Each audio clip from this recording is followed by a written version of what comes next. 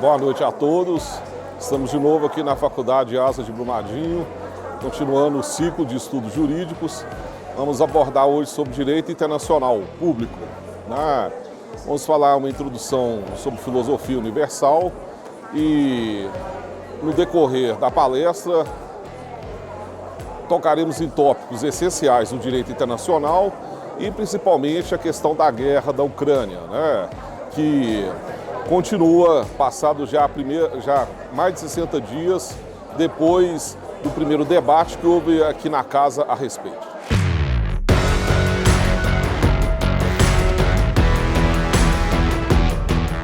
Vamos dar início agora ao segundo painel da noite do 23º ciclo de estudos jurídicos. No primeiro painel tivemos hoje, com muito brilhantismo, vamos assim dizer, o professor Rubens, que falou um pouquinho sobre o processo civil, fez uma abordagem geral sobre o processo civil com muita propriedade.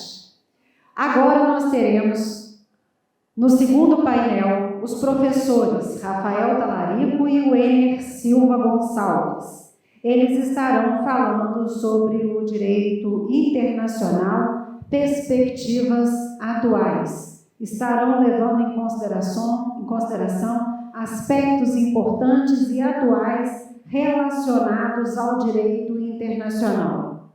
Chamo aqui professor Rafael Talarico, por favor. Professor Rafael Talarico é doutorando em Direito Público na linha Diplomacia na Faculdade de Direito da UFMG.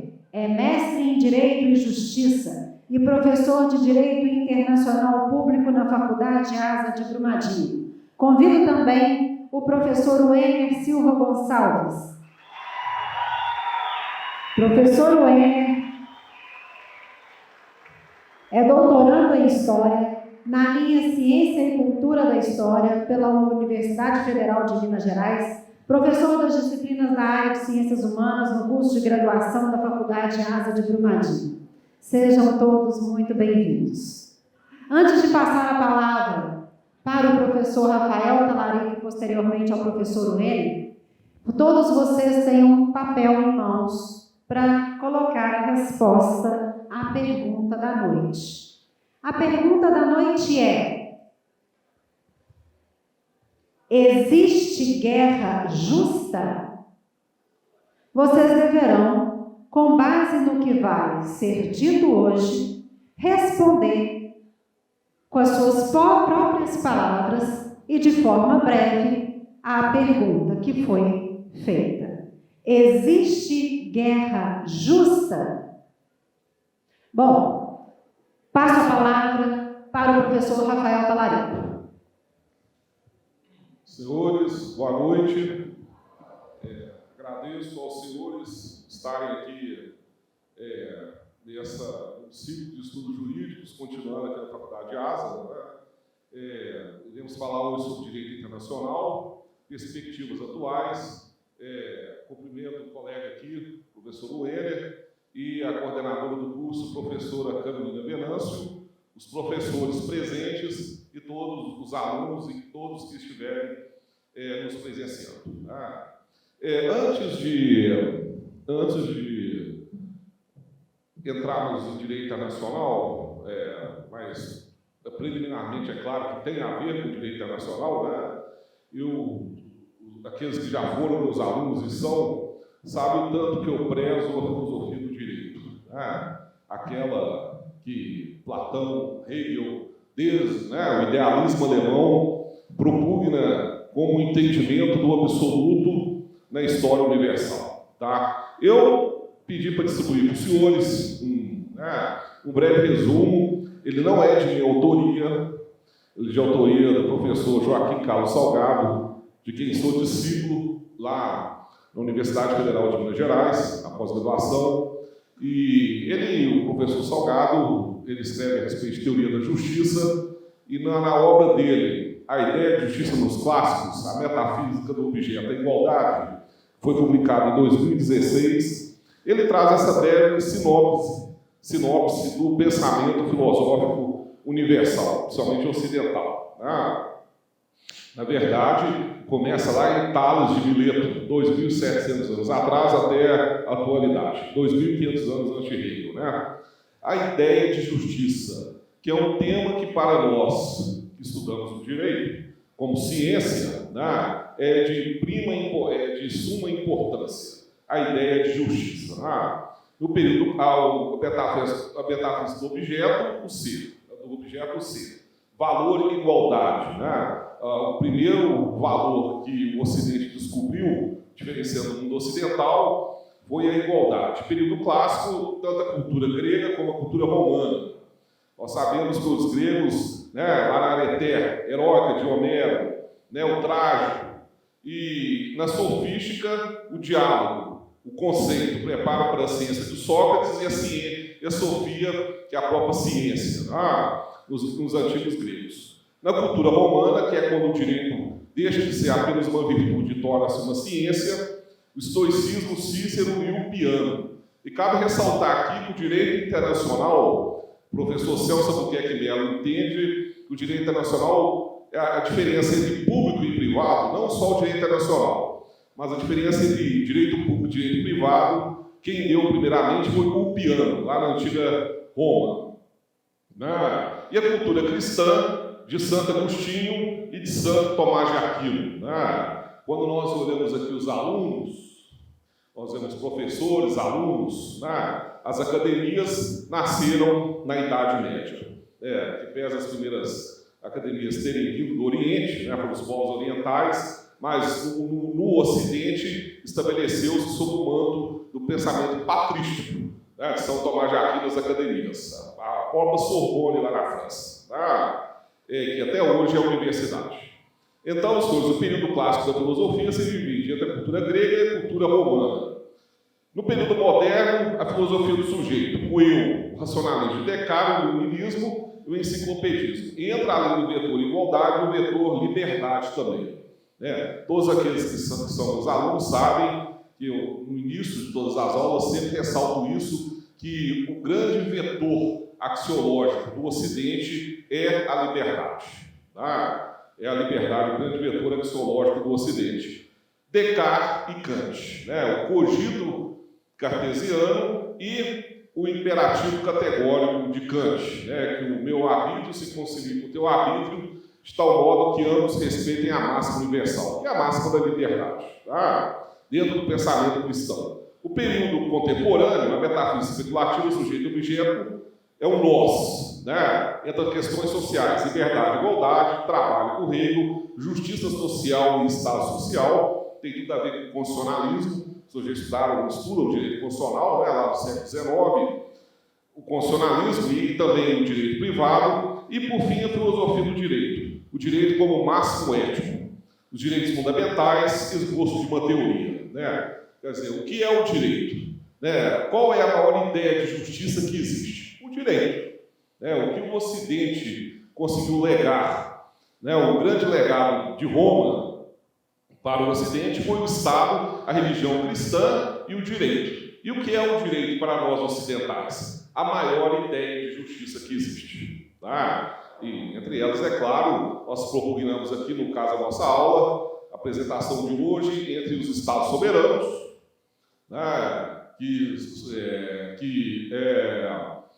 os Estados soberanos guiados pelo direito internacional público. Não existe uma relação de subordinação na sociedade internacional, mas sim uma relação, não de subordinação, mas sim de coordenação. Nós iremos falar um pouco mais adiante a respeito disso. Essa breve sinopse, senhores, os alunos do primeiro ao 10º período podem utilizar, podem colocar, não em homenagem a mim, em hipótese alguma, mas ao próprio conhecimento. Que isso daqui, aqui está o entendimento da teoria da justiça. 2.600 anos de civilização ocidental. Nada mais do que isso daqui sobre o aspecto jurídico e filosófico. Tá bem? Passa a palavra ao novo colega, professor Luer. Muito obrigado, pessoal. Boa noite. Boa noite, professor Talarico. Boa noite, professora Carol, coordenadora do curso de Direito. professor Gesmar, professor Alisson, né? Alunos. Então, passou-se, né, março, nós estivemos aqui juntos, eu, o professor Talarico, o professor Jorge Patrício, o professor Gustavo, né? Tivemos aquela noite que discutimos, que conversamos sobre aquele conflito que estava começando ali na Ucrânia, né, envolvendo a Rússia, e lá se vai, né, mais de 60 dias, o conflito continua, a escalada continua, sabe Deus o que nos espera, né? E a gente tem vivido um momento de muitas acusações, né, de descumprimento de tratados, descumprimento de direitos humanos, e aí surgem acusações de ambos os lados, né, que aparecem na imprensa, de crimes de guerra. Para se falar de crimes de guerra, é necessário pensar, então, que existe uma guerra que seria padrão, uma guerra que seria justa. Então, haveria, sim, regras para se fazer uma guerra justa, né? O professor Leonardo está ali também, nos prestigiando, né? Então, a minha fala vai nesse sentido, de tentar ver ao longo do tempo, né, alguns apontamentos históricos, filosóficos e jurídicos para se pensar a construção do que seria essa guerra justa. O que seria essa guerra justa ao longo do tempo e o que também seria esses crimes de guerra, né? Então, vai ser uma coisa rápida, né? Não tem como a gente se delongar tanto, né? E depois disso, o professor Talarico também fará suas observações, né, pensando nessa questão da guerra. Bem, então, ontem mesmo, né, o Biden, novamente, ele acusou a Rússia de estar cometendo crimes de guerra, né? Ele deu uma declaração, saiu na imprensa, né? E essas manchetes aí, tá? Se eu não me engano, são lá do início do mês de março. Nossa! Né? Então já tinha acusação, né? A União Europeia denuncia crimes de guerra cometidos pela Rússia na Ucrânia. O massacre em Bucha, né? Que de alguma forma acabou sensibilizando a imprensa e chegou nos nossos lares, né, pela televisão, pela internet, também está relacionada a essa questão dessa acusação, né? Rússia usou contra a Ucrânia armas proibidas sob lei internacional, né? Então uma bomba de fragmentação que não deveria ter sido usada, né? É o que eles dizem, tá? E tá lá, a Ucrânia usou bombas de fragmentação contra russos, diz New York Times, né? New York Times foi o primeiro veículo da imprensa a levantar, né? Mostrar, olha, a Ucrânia não é essa santa também não, né? Só que aí existe um problema, né, na imprensa aí que a gente tem que refletir. É necessário a gente ter provas contundentes para realmente chegar a esse nível de acusação, né? E olha que quem está falando isso nem é bem o Wender, eu concordo, é uma fala do jornalista o Reinaldo Azevedo, né? E eu concordo plenamente com ele. Então não dá para você ficar o tempo todo, a Rússia fez isso, mas baseado em quê? Que provas? Já vimos em vários momentos da história, né, um país, uma tropa atacar elementos civis do próprio país para dizer que é o outro. Já aconteceu, né? Então, isso precisa de ser melhor apurado. E aí você me pergunta assim, mas quem deveria fazer isso? A OTAN? A OTAN é um dos pivôs dessa história aí. A ONU? Penso eu que sim. Mas calma, nós vamos chegar lá. Bem, então para a gente pensar o que são crimes de guerra, o que é uma guerra justa, vamos dar uma viajada aqui. Essa história de guerra na humanidade vem desde a aurora dos tempos, né? Se você pegar na Bíblia lá, você vai ver várias guerras que o povo hebreu, os judeus, né, se meteram lá por conta da promessa da terra, né, a terra prometida e tudo. A gente pensa na guerra de Troia, né, gregos versus os persas. Os romanos, então, eram uma verdadeira máquina de guerra, né? Bem, então a guerra, vamos dizer assim, era a norma, né? A guerra era a norma. E aí, até eu gostei muito da introdução do professor Talarico, lembrando aqui Sócrates, Platão, Aristóteles. Esses caras, né, a gente lembra deles como filósofos aqui, mas eles tiveram uma trajetória meio militar. Eles serviram, lutaram em guerras, gente. Né? Eu acho que deve ter cansado tanto de guerra, e lógico, conhecimento também que eles foram adquirindo, né? Lembrando que o Platão foi discípulo de Sócrates e Aristóteles foi discípulo de Platão. Vocês viram, né, com a professora Sofia ou comigo, né, o professor Talarico, isso. Então, para eles chegarem no nível e pensar o que é a paz, viveram um cotidiano de guerra. E quando eles chegaram a defender um posicionamento, defender a própria filosofia, porque a filosofia, ela enseja a paz, ela enseja o diálogo, né? Eu acho que isso ficou muito claro na fala do professor aqui, professor Talarico, né? É lógico que os caras vão ser perseguidos, né? Mas ainda bem que essas ideias foram evoluindo, né? E seguiram essa trajetória muito bem, né, apresentada aqui, ensinadas pelo professor Talarico, tá? Então, Cícero, ele vai ser o primeiro a falar de uma guerra justa, né? A doutrina da guerra justa. O que é isso, né? O Império Romano, né, quando ele ia fazer as suas guerras, né, quando ele ia conflitar com algum outro povo, eles faziam vários rituais, né? Um deles, inclusive, né, eles chegavam a orar para o Deus do outro povo para dizer: olha, eu estou conflitando, não é com você não, viu, Deus? Viu, Yahvé? O meu negócio aqui é com os hebreus, né? Já pediu perdão e tudo, né, para que Yahvé não levasse a mal, né, porque eles estavam entrando lá na terra dos hebreus para conflitar com os hebreus, tá? Mas o Cícero, ele mostra o quê? Em várias passagens dos textos dele, que existia um período de 30 dias que os romanos negociavam, né, para evitar o uso da força física.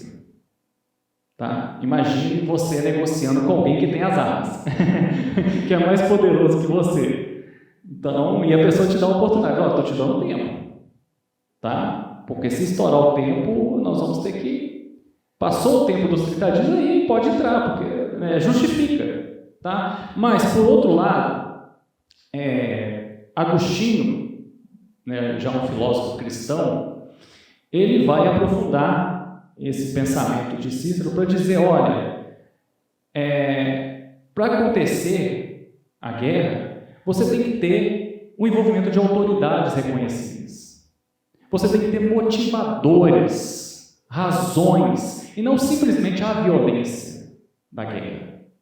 Tá? Então, a guerra ela tem que ser tratada como um ritual. Ou então você está querendo dizer que, de alguma maneira, existe uma tentativa de civilizar a guerra? É isso mesmo? É isso mesmo, né? Até estávamos conversando agora há pouco na sala dos professores, né, professor Talarico. É lógico que eles buscavam a paz, né? O Império Romano buscava a paz, o Agostinho, né, quando defendia isso, e essa doutrina da guerra justa, depois a Igreja Católica, né, quando for patrocinar as cruzadas, também vai utilizar dela. Mas que paz é essa? Eu acho que já está muito perceptível, né? É a paz que busca principalmente o mais forte, mas não de maneira você eliminar o mais fraco, longe disso, tá? Porque se você elimina o mais fraco, você cai na barbárie, e aí não tem guerra justa, ele simplesmente eliminar o outro, tá? Então é a busca de uma paz, é a busca de uma concórdia, mas a gente tem que entender que prevalece sim o lado vitorioso, tá? Ok? Bem, então, na Idade... Voltou aqui. Então, na Idade Média, essa doutrina ela vai embasar as cruzadas, essa doutrina ela vai embasar a busca de paz na Europa cristã. Tá? Então, quando o Papa Urbano II, na cidade de Clermont-Ferrand, em 27 de novembro de 1095, ele declarar, né, sobre as cruzadas, ele vai estar fazendo nesse espírito de pacificar essa Europa cristã. Tá? Então, o que ele prometia? Que esses que se colocassem em cruzada para libertar a Terra Santa, entenda-se, Jerusalém, né, teriam a indulgência plenária dos seus pecados, ou seja, estariam livres de todos os seus pecados. Por que isso? Porque vai lá lutar e pode não voltar. Então vai morrer e vai, né, ter acesso ao reino, vai ter clemência, né? Não se esqueçam daquela velha máxima, né? A igreja, o que ela perdoasse aqui, estaria perdoado no céu, né? E o que ela punisse aqui também estaria punido lá. Então isso imperava na mentalidade da época, tá? Então a trégua e a paz de Deus e as cruzadas e a indulgência plenária, elas estão conectadas, né? A trégua e a paz de Deus era exatamente o quê? Você chegar e suspender as batalhas dentro da Europa cristã, principalmente tentando sensibilizar quem? Os senhores feudais, os suceranos, né? Sempre lembrando, olha, vocês, suceranos, são responsáveis pela segurança, né, da cristandade, né? Não faça guerra contra seus subordinados que também são cristãos, tá? Bem, e essa questão da guerra justa, é lógico que ela vai continuar sendo justificada, principalmente nesse ambiente da fé, quando a gente pensa na colonização, tá? Só que aí entra dois vieses, que na verdade eles já estavam implícitos ali na Idade Média, que é o primeiro viés de você catequizar, de você discipular os indígenas, levar a palavra de Deus e discipulá-los, catequizá-los, né? A partir do momento que eles resistem, que eles não aceitam, que eles, vamos dizer assim, passam talvez a usar de hostilidade, então era válido sim você usar das armas, tá? Ô professor, então você está dizendo que não havia um genocídio gratuito, né?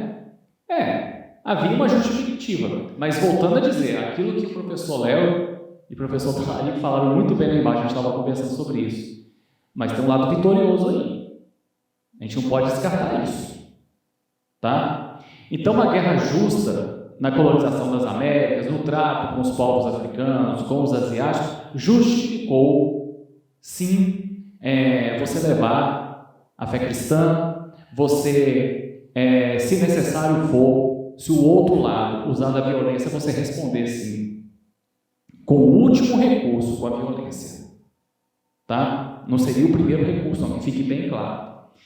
Bem, nesse contexto de evolução, você tem vários outros autores, e é bom a gente destacar Thomas Hobbes, tá? Hobbes conviveu naquele período das famosas guerras civis inglesas, ali no século XVII, né? O John Locke também conviveu, pegou um pouco disso, e o Hobbes, ele falava que ele era irmão gêmeo do medo, ele nasceu junto com o medo, tá? Então ele não gostava de guerra, não gostava de conflito, né? O Hobbes, para quem esqueceu, é aquele cara que fala que o homem é o lobo do próprio homem. E está aí a necessidade do quê? De um terceiro, né? Que impeça que os lobos briguem, tá? Que os homens briguem. E esse terceiro quem seria? O Estado. Ou, vamos dizer assim, né, como está ali, uma ordem estatal legal, tá? Então essa ordem estatal legal, ela vai assegurar a existência de uma sociedade pacífica, uma sociedade civil pacífica, favorecendo o desenvolvimento humano. Então entenda-se que, de alguma maneira, né, quando Hobbes se torna um pilar a princípio de um Estado absolutista, e você tem ali a proliferação de Estados absolutistas, deveria-se então adotar, né, esse tipo de estratégia, esse tipo de ordem também no cenário internacional. Mas a gente sabe que as coisas não são bem assim, né? Bem, e aí vem um nome bem lembrado pelo professor Talarico aqui, principalmente pelo seu projeto de justiça, pelas suas ideias de justiça, que é o Kant. O Kant tem um texto muito interessante, pouco lido, infelizmente. Eu estava conversando com amigos da filosofia e falaram assim, esse texto a gente meio que passa, né? Mas é um texto assim, que eu penso que os conselhos que ele dá ali são bem atuais, eu acho que vale muito. São 50 páginas apenas, que é da paz perpétua, né? E ele escreve isso no momento em que a França revolucionária estava celebrando um acordo, o Acordo da Basileia, né, com a Prússia. Lembre-se que a França, naquele momento, estava meio que isolada, estava em guerra com Prússia, Inglaterra e Áustria.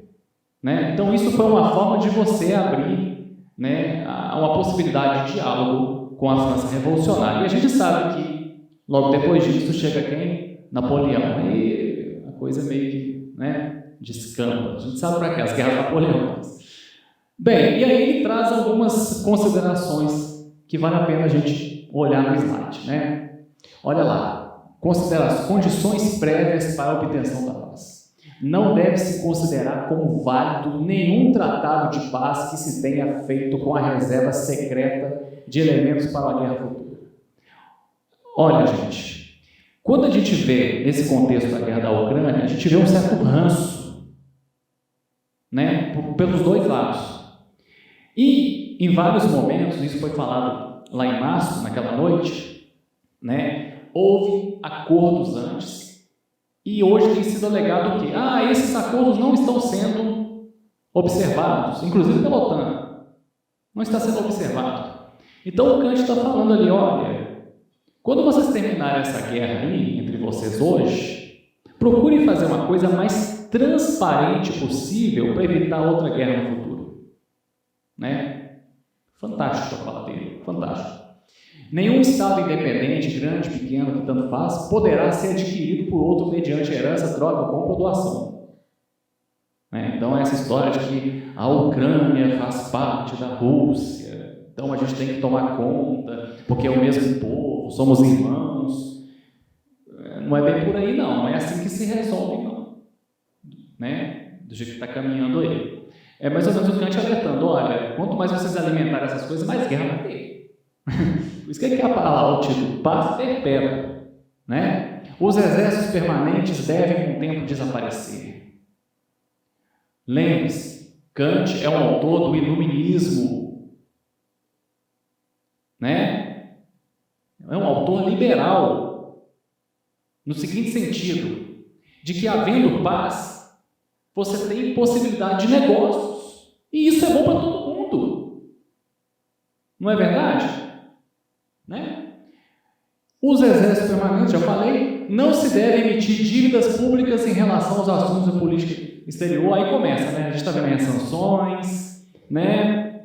Quando é que vai ser pago? Eu fiquei sabendo outro dia mesmo, alguém comentou comigo, que a Alemanha terminou recentemente a pagar a dívida lá da Segunda Guerra. Pois é, coisa lá do Rio, a Alemanha estava pagando aí ainda. Né? Então, isso aí só cria confusão. Né? Nenhum Estado se deve interferir pela força na Constituição e no governo de outro Estado. Nossa! Gente, esse cara é... Que isso? Não tem que... Kant tem que tirar o chapéu para ele mesmo. Né? Olha o que ele está dizendo. Né? Por quê? É a questão da soberania. Né?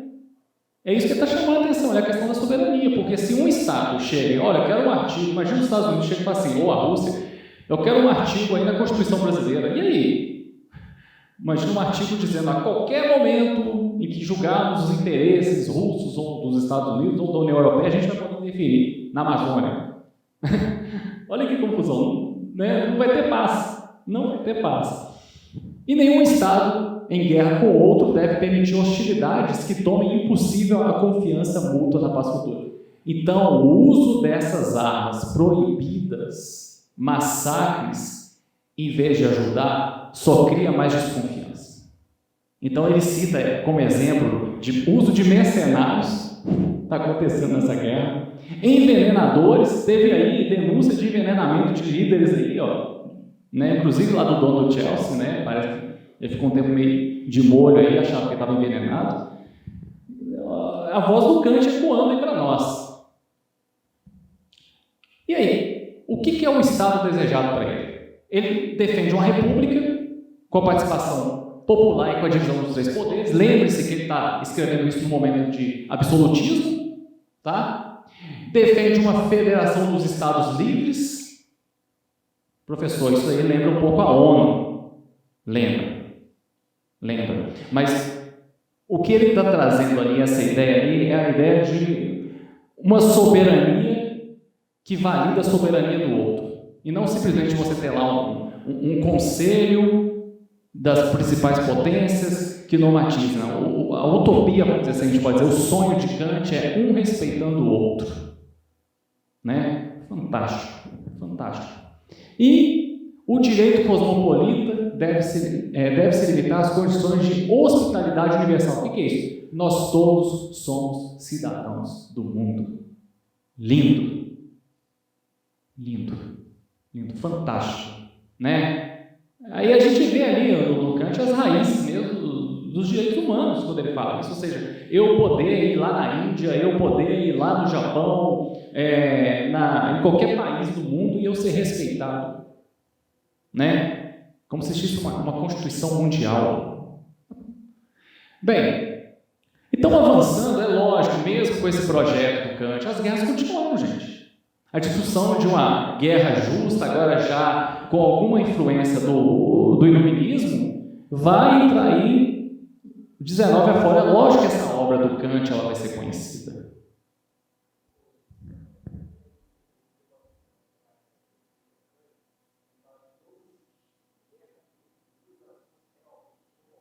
Lindo. Republicanas, né? Participação do povo, né? Isso, os 3 poderes, exatamente. Muito bem lembrado, professor Gesmar. Então, a Cruz Vermelha não surgiu à toa, gente. Né? O século XIX, Hobsbawm mostra que foi um século de revoluções, de guerras, foi muito sangue. Né? Então, a Cruz Vermelha ela surge exatamente para aliviar, principalmente, as dores dos civis, né? E até dos militares também. Tá? Então, é o pacifismo.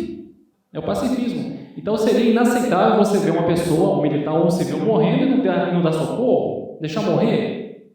Tá? Então, você percebe, sim, né, essa influência do iluminismo, de ideais iluministas aí, já na Cruz Vermelha. Tá? E, ao mesmo tempo, você tem já a primeira Convenção de Genebra, onde você trabalha com essa questão de neutralidade e proteção do corpo médico em instalações de socorro durante os combates. Não sei se vocês sabem, mas em guerras anteriores, talvez vocês já tenham visto filmes relativos à Primeira, Segunda Guerra ou alguma outra guerra do 19, sempre tem um lugar, né, seja uma cabana, um alojamento, que você tinha ali uma bandeira branca ou uma bandeira com a cruz vermelha, que está ligada ao atendimento médico e não deveria ser atacado. Professor, eles atacaram um hospital lá na Ucrânia. É para se pensar. Né? É para se pensar.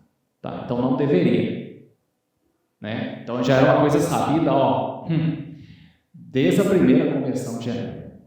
E aí você tem a Declaração da Convenção de Haia, de 1899, que trazia aquelas proibições ali, olha lá. Proibia-se o lançamento de projéteis explosivos, de balões ou por outros novos meios semelhantes. Ou seja, já se percebia que a tecnologia ela poderia avançar no morticídio, na eliminação do outro, seja militar ou civil. Tá? Emprego de projéteis que tivessem como fim único espalhar gases asfixiantes ou deletérios. Até hoje essa questão do gás é uma questão controversa do uso dela na guerra. Tá? Emprego de balas que se dilatam ou se achatam facilmente dentro do corpo humano. Olha lá, tá uma bomba de fragmentação ali. Talvez já é conhecida, tá? Mas nem por isso você vê na Primeira Guerra Mundial isso não foi observado. Né? Vai ter gente que vai atravessar a linha vermelha.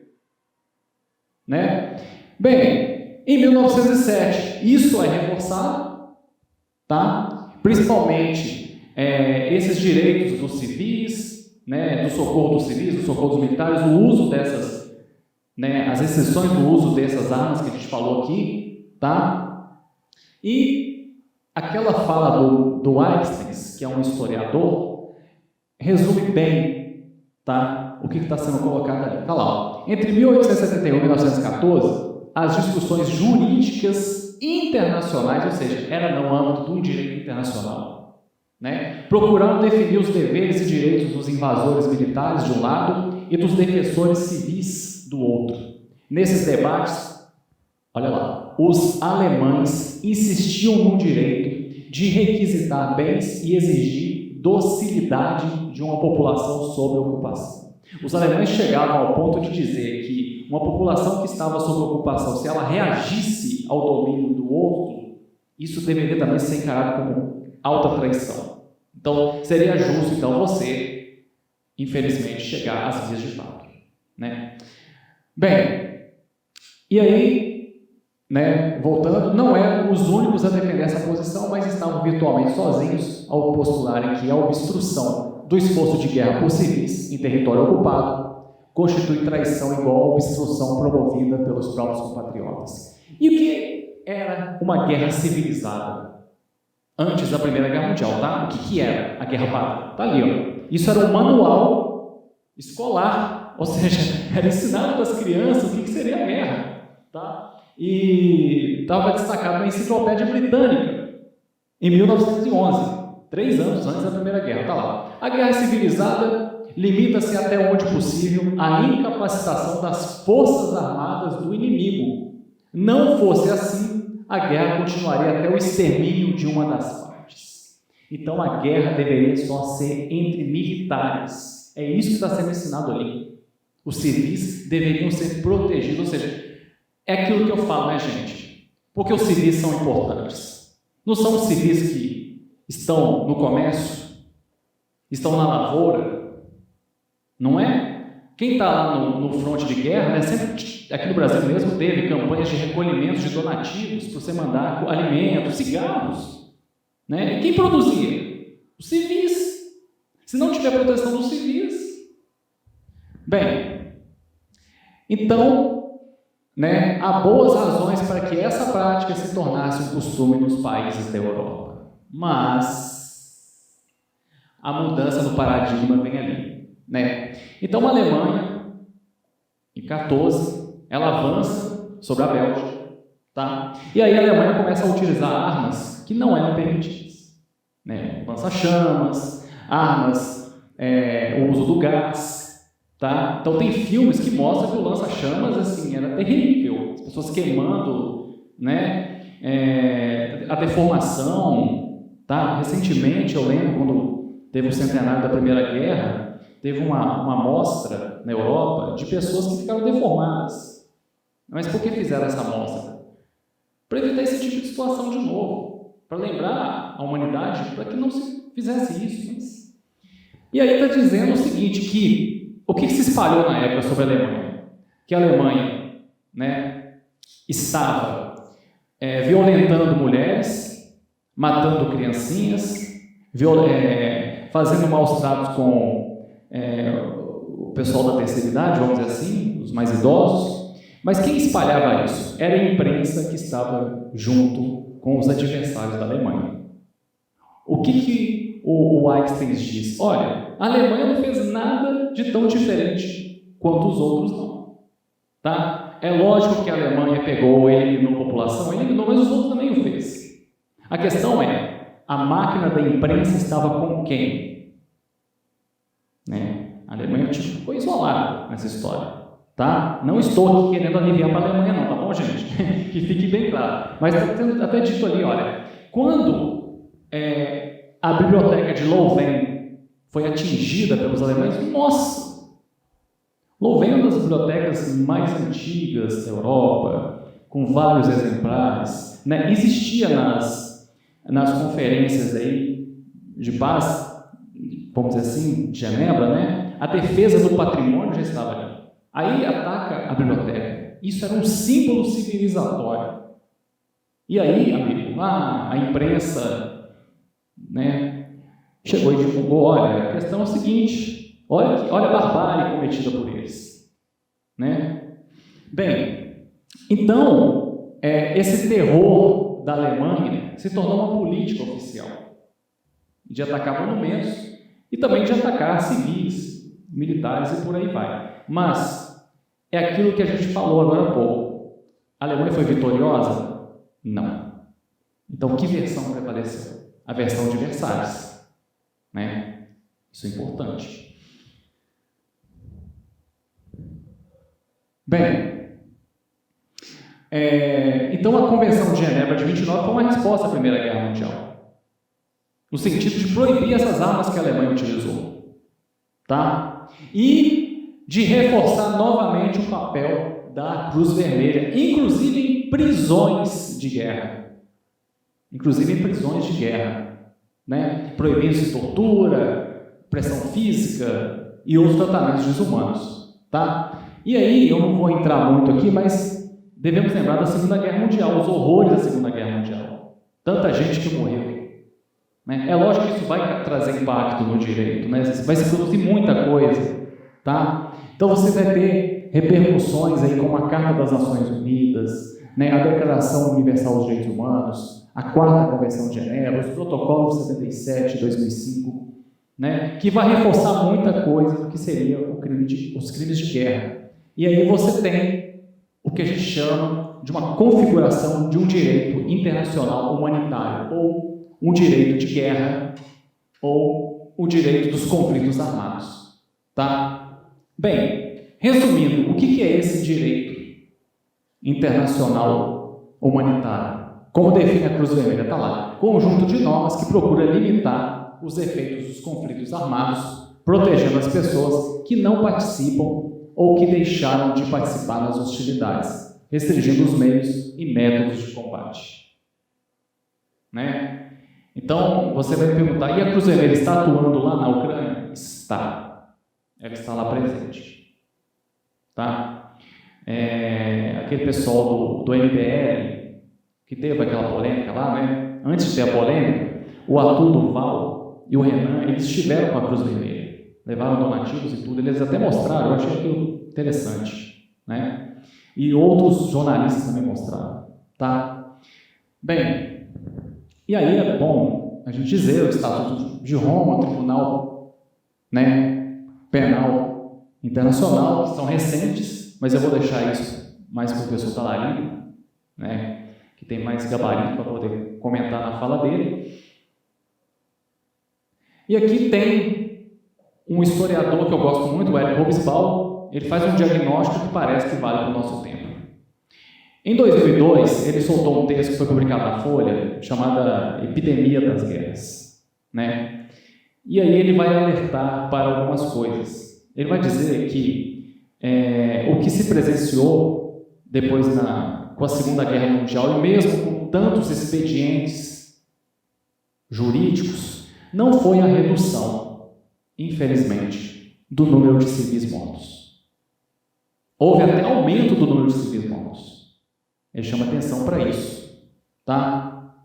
E aí, né, ele está até falando lá, né, o morticídio que teve na Primeira e Segunda Guerra, essa mistura, essa ideia de separar civil e militar começou a ser flexibilizada, relativizada. Né? Ou seja, enquanto a gente não está em guerra, quando a gente está aí conversando, tratando sobre esse direito, parece que é muito claro para nós essa divisão, mas quando você vai para o conflito não é puramente racional, gente. Tem paixões ali. Então o civil acaba também se tornando alvo, infelizmente. Né? Então isso reforça ainda mais o papel da Cruz Vermelha e da ONU. Mas vamos lá, vocês vão ver o que ele tem para falar sobre a ONU. E ele está dizendo, olha, é geralmente suposto que 80%, 90% daqueles afetados por guerras hoje, isso em 2002, sejam civis. Por mais que seja verdade que o armamento de alta tecnologia tenha tornado possível, em alguns casos, restabelecer uma distinção entre alvos civis e militares, em 2002, pós o 11 de setembro, não sei se vocês lembram, né, aquela entrada dos Estados Unidos no Afeganistão, depois no Iraque, foi mostrado para nós, pela imprensa, que os Estados Unidos tinham armas que tinham, vamos dizer assim, ataque cirúrgico, que afetaria menos os civis. Então, Hobsbawm vai dizer que mesmo com isso, muitos civis continuaram morrendo. Tá? E, portanto, entre combatentes e combatentes, não há razão para duvidar de que as principais vítimas da guerra continuarão a ser civis. E mais, o sofrimento de civis não é proporcional à escala ou à intensidade das operações militares. Gente, o historiador, eu sou um historiador, vocês sabem disso, ele tem uma capacidade de visualização de quadros, de apontar perspectivas que eu acho assim, muito interessante.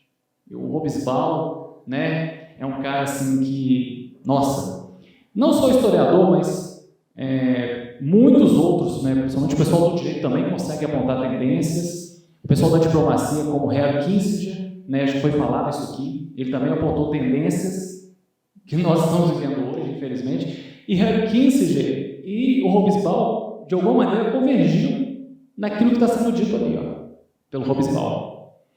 Hobsbawm chama a atenção do papel da ONU.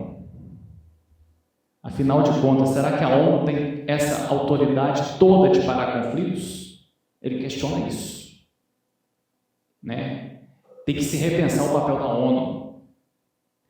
Tá? Então, a gente pensa assim, que o Putin está levantando a ideia de aumentar o Conselho de Segurança com a inclusão do Brasil e de outras potências.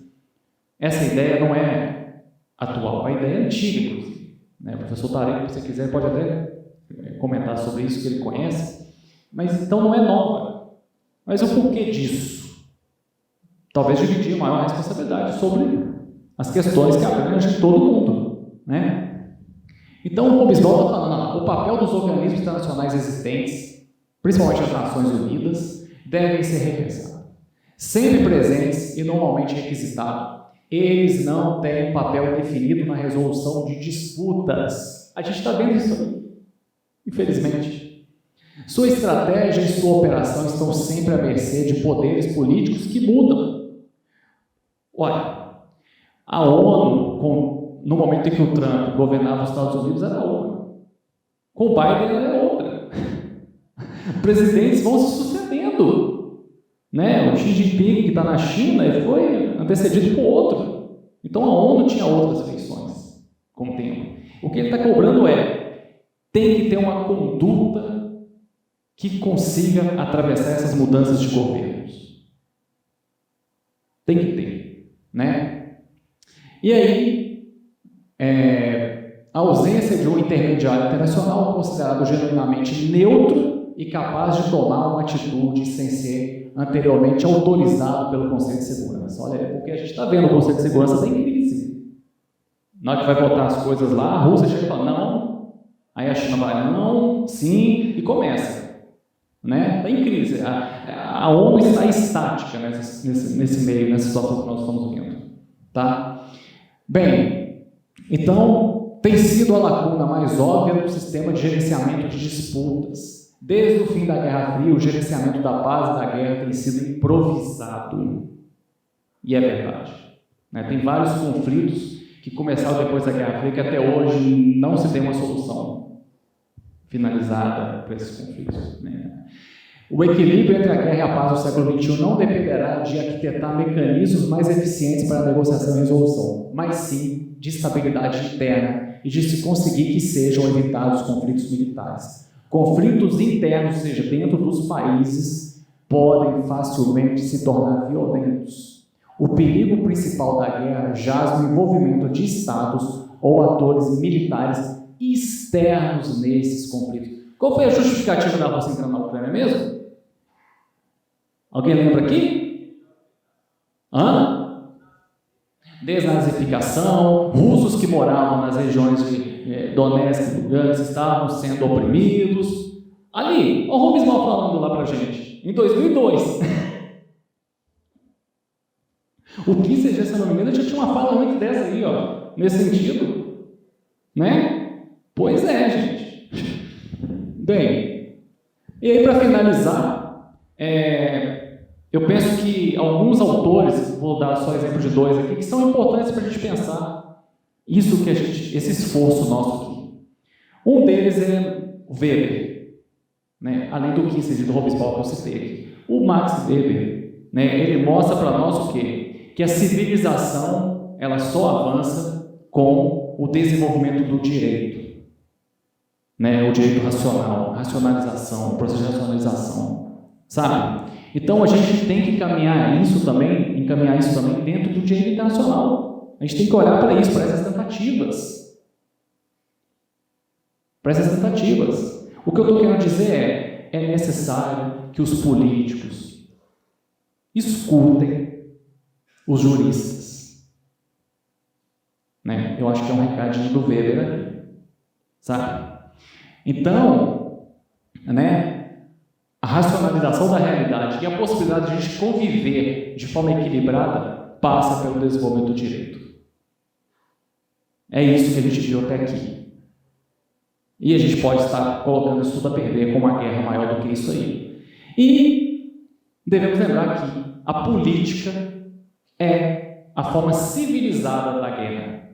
É fazer a guerra de forma pacífica. E um dos meios para se fazer a guerra de forma pacífica, na perspectiva de Michel Foucault, é o direito.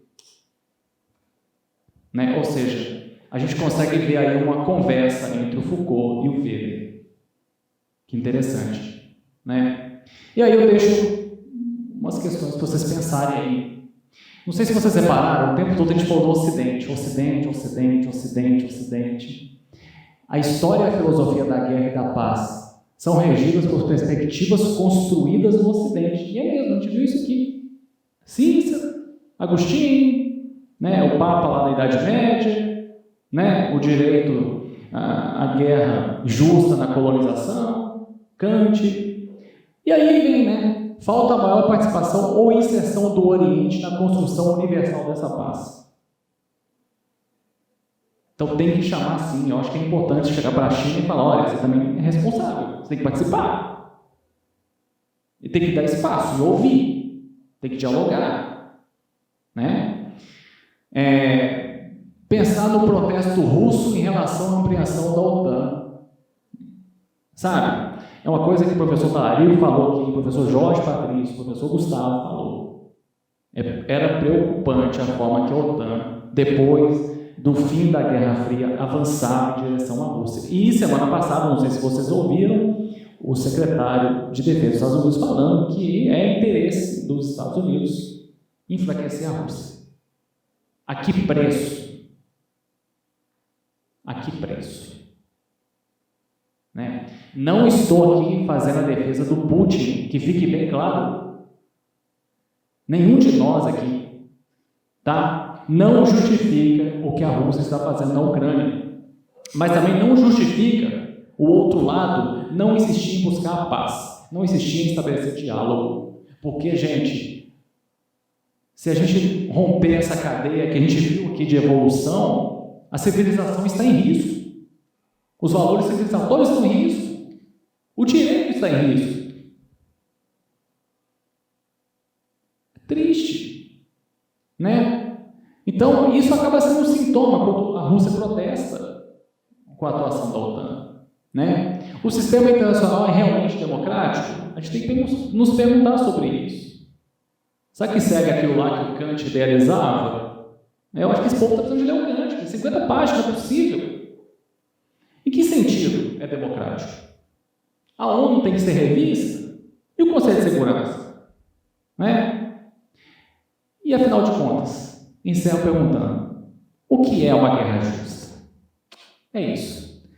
Me desculpe por ter delongado, mas eu acho que foi bacana a conversa aqui. Muito obrigado pela atenção.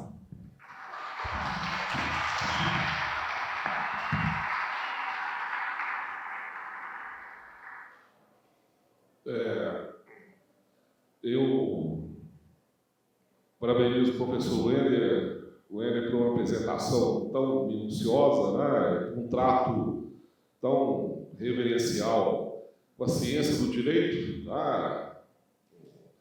E vamos continuar o nosso debate. Tá? Aquele esquema que está lá agora, esse que foi entregue aos senhores, uma copa para cá. Tá bem? Nós já comentamos a respeito dele no início. Né? Um pouco já pela avançada da hora, eu não vou me delongar muito, né, a respeito, mas faremos algumas considerações. Tá? Eu não estou aqui para falar de vida particular minha, nem de minha família, o objetivo não é esse, né? Aqui o evento não é para isso, né? Mas eu sou neto quer dizer, bisneto de um ex-combatente de guerra, né, da Primeira Guerra Mundial. O vô Ernesto, italiano, né, o vô lutou 3 anos e meio na Primeira Guerra, em 1914, o vô ficou até quase 1918, lutando pelo exército italiano na Primeira Guerra Mundial. Né? E esse meu avô, meu bisavô não convivi muito com ele, né? Ele era da Toscana, lá da Itália, o vi apenas 2 vezes na minha vida, né? Mas em 2004, a última vez que eu vi, ele faleceu em 2005, ele me fez uma pergunta, fiz uma visita, tivemos uma conversa, e ele falou, eu gostaria que na família fosse lembrado sempre o que eu passei nas trincheiras da Primeira Guerra Mundial. Eu entendi muito bem o recado. Falei, bom, não será esquecido. Né? Inclusive a obra que eu publiquei em 2018, Diplomacia e Segurança Internacional, eu faço em memória a ele. Né? Quando fez 100 anos que ele chegou no Brasil. Né? Durante a guerra, final da guerra, ele veio para o Brasil. E assim, apesar de ser um assunto muito reservado, ele nunca quis falar a respeito sobre os horrores da guerra, né? Mas ele falou algo comigo assim, você não quer imaginar o que eu passei 3 anos e meio, que é você ficar 6 meses dentro de uma trincheira. Né? A Primeira Guerra Mundial foi uma guerra de trincheiras. E foram 750 quilômetros ao longo de toda a Europa. O homem falou que ficou 6 meses dentro, chegou a ficar 6 meses dentro de uma trincheira sem sair. Né? Então, é algo assim que foge totalmente da racionalidade, da condição mínima de existência. E eu acho que, como diz Hannah Arendt, a própria condição humana ela é transfigurada para ser o pior. Né? Na guerra, a guerra ela sempre demonstra o pior que as pessoas têm. Né? Então, por isso que na Segunda Guerra Mundial, quando os combatentes que vinham da Ardenas, né? Lá quando o Hitler foi a última guerra que a Alemanha conseguiu, né, lutar antes da rendição, né, para os aliados, para os soviéticos, a Batalha de Ardenas na Bélgica, quando chegava um soldado americano, canadense, o comando falava, não queremos saber o que você fez para sobreviver, mas você já vai ganhar uma medalha só de estar vivo, porque a guerra traz o pior das pessoas. Né? E eu sei que realmente as histórias que eu ouço, eu já ouvi poucas, né? Somente do vô Ernesto, que não é brincadeira, né? É algo totalmente fora de qualquer racionalidade. Mas a guerra ela existe. Né? A guerra ela é uma continuação da política do Estado por outros meios, como dizia Klaus Schwitz. Então, com guerra ou sem guerra, a história continua. O Dr. Henry Kissinger, né, foi o 56º secretário norte-americano, né, na época do governo Gerald Ford, Nixon, né, o Dr. Lyndon Johnson, Henry Kissinger, ele grande diplomata norte-americano, o maior diplomata do século XX, ele até é um marco teórico das minhas pesquisas. Henry Kissinger fala o seguinte, que no pior das hipóteses, a força resolve tudo. Então, ele não está falando que tem que fazer guerra, os mais fortes devem subjugar os mais fracos, não é isso. Mas se a diplomacia falhar, se a diplomacia chegar no limite dela, tem que usar a força para resolver. Então, os estados por serem soberanos, e a soberania é o principal atributo de todo e qualquer estado, né? Nós sabemos que no direito internacional são sujeitos do direito internacional os estados, as organizações internacionais, a Santa Sé, onde o Papa está, e os beligerantes, que são os estados em guerra. Tá? Por exemplo, a Ucrânia, ou o Iraque em 1990, o Kuwait em 1990 e 1991. Mas os estados são o principal sujeito, o Estado é o principal sujeito do direito internacional. Tá? E ele, para manter esse atributo da soberania, a soberania implica uma relação de coordenação com os demais estados em nível externo e em nível interno, a soberania implica em ter o Estado ter um poder legislativo, de fazer leis que valem em todo o território nacional. né? Então há essa distinção entre soberania interna e soberania externa. A guerra, e vamos pegar agora, continuando, nós, como disse o professor Ueda, nós tivemos o primeiro debate a respeito da guerra da Ucrânia. A maioria dos alunos que participaram, né, do primeiro debate, tivemos aqui o professor Jorge Patrício, o professor Gustavo Emon, o professor Júlio, o professor Ueda estavam presentes. E eu falei com os senhores, né, eu não estou defendendo guerra, hipótese alguma, mas eu falei com os senhores que enquanto a guerra terminaria apenas quando o senhor presidente da Ucrânia, Zelensky, chegasse, né, à conclusão que não teria como enfrentarmos superpotência nuclear, a maior que existe, superpotência nuclear. Né? E passaram-se mais de 60 dias e a guerra continua. Né? A guerra, né? E o Putin dá sinais que não vai se render. Né? Não vai se render. Se nós olharmos, senhores, aquele mapa, que está lá no quadro, né? Os senhores verem ali a evolução da OTAN, Organização do Tratado do Atlântico Norte. Em 1955, a OTAN em 1949, ela foi criada, 12 países da Europa, os Estados Unidos e o Canadá, né, a defesa do Ocidente, na época da Guerra Fria, contra a Rússia Soviética. Em 1955, foi criado o Pacto de Varsóvia, que era a aliança militar da União Soviética com os países do leste europeu, né, para rivalizar com a OTAN. Então, a configuração era mais ou menos aquela que os senhores estão vendo. Né? E a Guerra Fria, pós-1945, 1946, ela vai até 1991. Né? Quando, em 1989, o Muro de Berlim cai, em 25 de dezembro de 1991, em novembro de 1989, o Muro de Berlim cai, e em dezembro de 1991, 25 de dezembro de 1991, Mikhail Gorbachev, em rede nacional, na rede estatal russa, declara a extinção da União Soviética. Né? Então é formada a Comunidade dos Estados Independentes, em substituição à antiga Rússia Soviética. Né? E foi até uma conversa que nós tivemos lá na sala dos professores, né, a qual o professor Wenner já fez até a menção, que o Partido Democrata, não vou falar o governo norte-americano, mas o Partido Democrata ficou muito entusiasmado com o que aconteceu no mundo na década de 90, né, na última década do século XX. Por quê? Os Estados Unidos tornou-se a hiperpotência mundial e a Rússia, que sempre foi a grande rival militar dos Estados Unidos, pós-Segunda Guerra Mundial, estava em frangalhos econômicos. Né? Assim, os senhores, a maioria que são todos novos, né? A maioria dos senhores são muito novos, talvez não se lembram, né? Mas a Rússia, na década de 90, talvez a maioria não havia nem nascido, alguns, né? Mas a Rússia estava numa penúria econômica assustadora, né? Mas assim, níveis de quase miséria, né? E os Estados Unidos se sentiram no direito de, entre aspas, reinar internacionalmente, tá?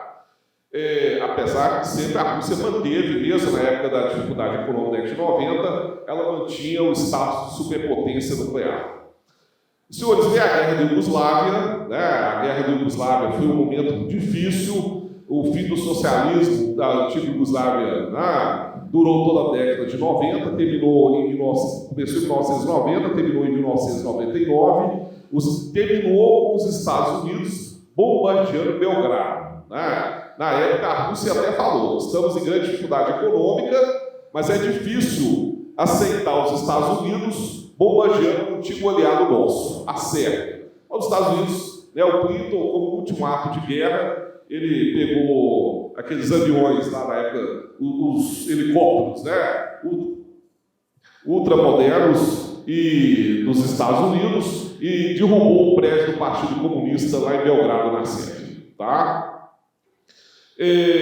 Senhores, e a Rússia manteve a intenção, depois que o Vladimir Putin havia sido agente da KGB, manteve a intenção de retornar ao seu status não apenas de superpotência militar, mas uma grande potência política também.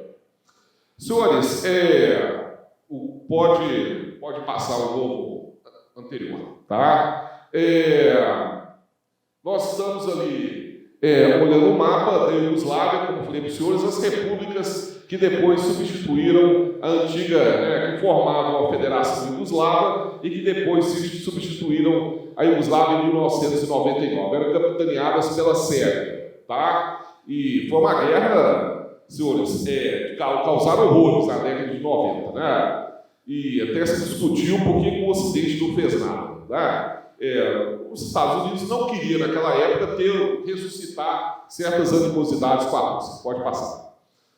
Senhores, depois veio essa questão, muitos falaram, para que a OTAN após a Guerra Fria? Porque a OTAN foi criada para combater o Pacto de Varsóvia, que era liderado pela União Soviética. Se o Pacto de Varsóvia foi extinto em 1989 e 1991, qual o sentido da OTAN? Os Estados Unidos entenderam que para a segurança do hemisfério ocidental e do mundo, a OTAN deveria permanecer para evitar conflitos regionais. E um exemplo que eles deram foi essa questão da Iugoslávia, em que pese a Rússia parecer que não ser mais hostil, foi um breve período de democracia na Rússia, senhores, da década de 90. Mas os Estados Unidos mantiveram a OTAN.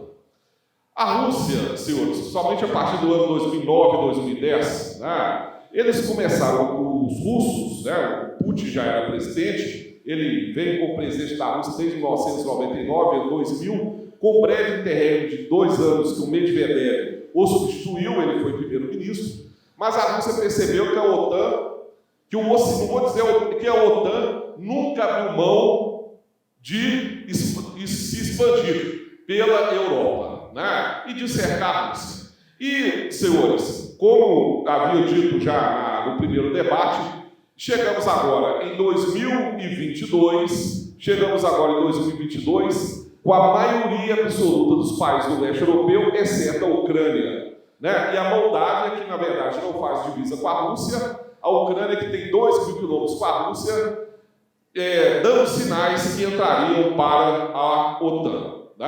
Então, o senhor Vladimir Putin fez o que aquilo no direito internacional nós conhecemos como guerra preventiva, e atacou a Ucrânia. Pode passar.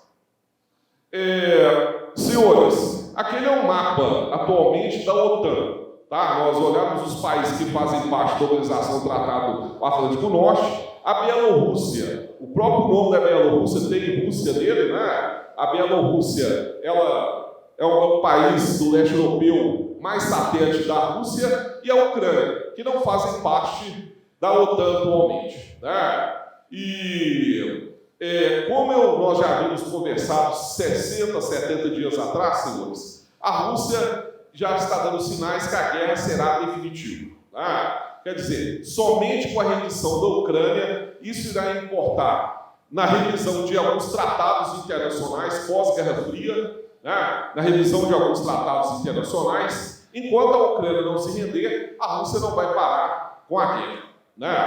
Senhores, algo muito interessante, o professor Luiz até falou isso antes da aula da apresentação, algo muito interessante está acontecendo. O Papa Francisco está tentando conversar com o ancião, lá de Moscou, com o representante da Igreja Ortodoxa, para ver, quer dizer, a guerra já está incomodando até mesmo do ponto de vista religioso. Mas, senhores, no cisma do Oriente, que aconteceu em 1053 depois de Cristo, eu até conversei isso com o professor Weller, eu acho muito difícil tanto a Igreja Ortodoxa como a Igreja Católica abrirem mão de suas posições. E é muito difícil um diálogo entre o Oriente e o Ocidente no que diz respeito à religião.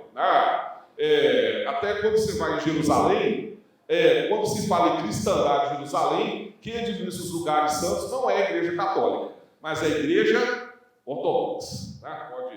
Pode passar isso. Né? Senhores, aquele é o quadro atual, né, de tudo que aconteceu na guerra até, né, esse momento. Na verdade, hoje, dia 4 de maio de 2022, a guerra está mais concentrada no Nordeste e no Sul da Ucrânia.